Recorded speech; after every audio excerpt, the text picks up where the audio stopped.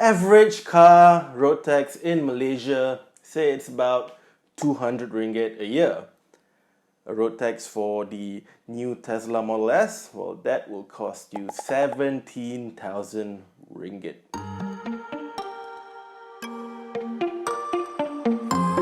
Elon Musk made headlines again a few weeks ago when Tesla launched the new Model S with over 1,000 horsepower, a lot of power. Unfortunately for Malaysians who like a lot of power, that car is not officially sold here.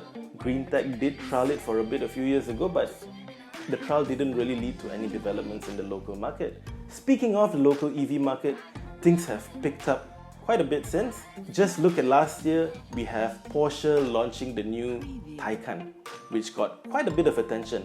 Attention that got us thinking, maybe, just maybe, Malaysians are finally ready for an all-electric sports saloon.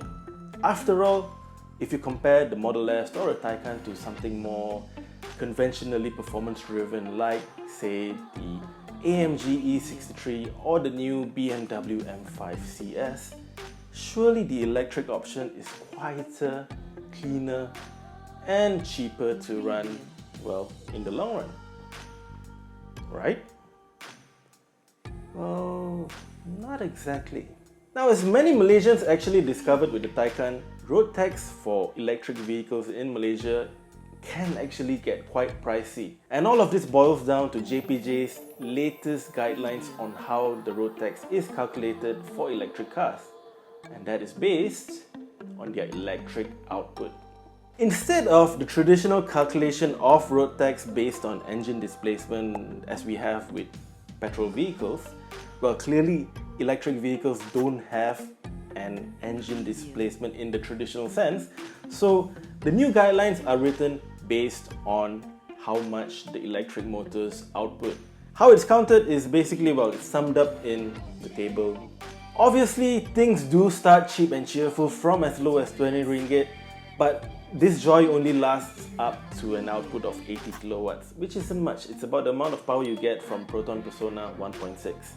Beyond that, the prices of road tax for an electric vehicle rises exponentially. And this is how you calculate the road tax for a Tesla Model S Plaid with 1,020 horsepower or 760 kilowatts. Knowing that the Tesla Model S outputs 760 kilowatts, let's just do a quick calculation. So we've got 1,024 ringgit for the first 150 kilowatts.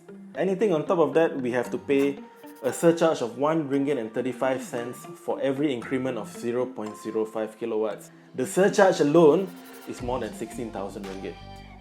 And we're looking at a grand total of 17,494 ringgit in annual road tax.